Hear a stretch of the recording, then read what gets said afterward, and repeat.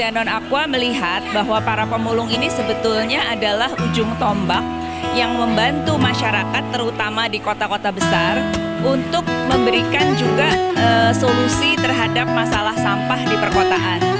Akan tetapi kami juga melihat bahwa meskipun mereka sebetulnya merupakan ujung tombak dan merupakan bagian dari solusi permasalahan sampah di kota besar, mereka adalah kaum yang marginal, yang artinya selama ini mungkin kurang mendapat perhatian.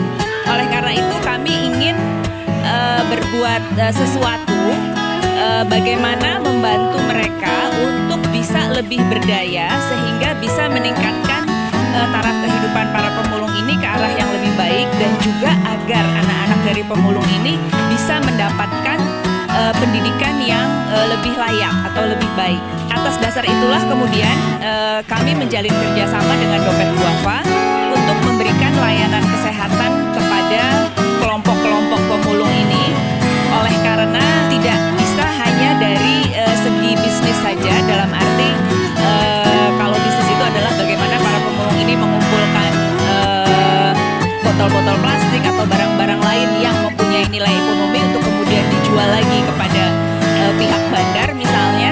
Akan tetapi di samping masalah ekonomi atau keuangan itu tadi, juga bagaimana supaya mereka bisa mendapatkan akses terhadap kesehatan. Oleh karena kita tahu bahwa pada umumnya para pemulung ini adalah para pendatang ya dari luar Jakarta atau dari luar Jabodetabek, sehingga mereka tidak mempunyai kartu tanda penduduk, dan oleh karena itu mereka tidak mempunyai akses terhadap layanan kesehatan yang diberikan oleh pemerintah.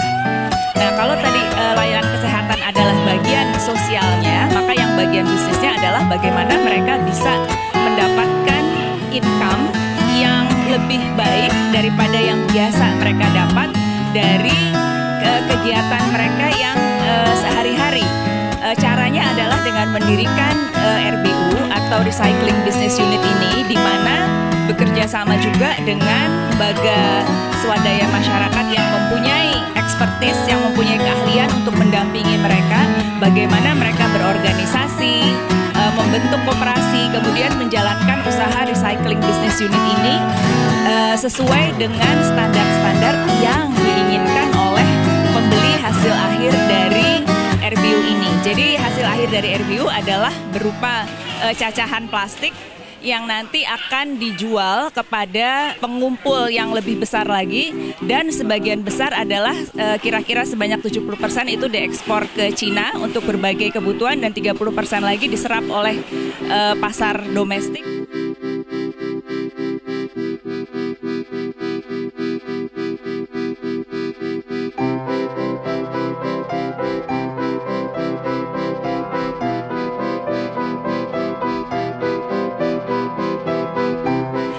Kami dengan adanya program ini, meskipun ini masih seperti setetes air di lautan, akan tetapi kami berharap dari pelajaran-pelajaran yang kami dapat selama mendampingi kelompok pemulung ini adalah agar mereka bisa mandiri.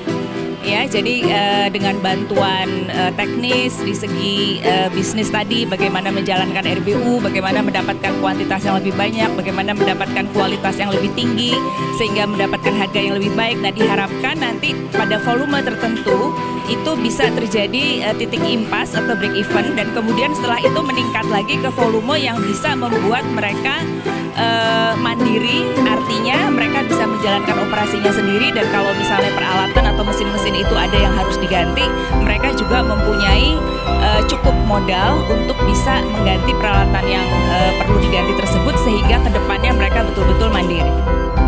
Namanya Munarmi, Asam Murad, ya, udah 2 tahun. Rasanya ya badan pada pegel, seperti tusuk-tusuk jarum gitu. Ya senang aja gitu. Ya pengen aja, pengen sehat gitu. Ya. Alhamdulillah. Tinggal di Cipicang. Senang Pak, anak lagi sakit bisa diobatin gratis. Mudah-mudahan aja sih Pak, apa-apa bisa dikasih sama orang gitu. Kan kalau di tempat kita biasanya kan susah, bisa aja mungkin ke depan bisa dibantu.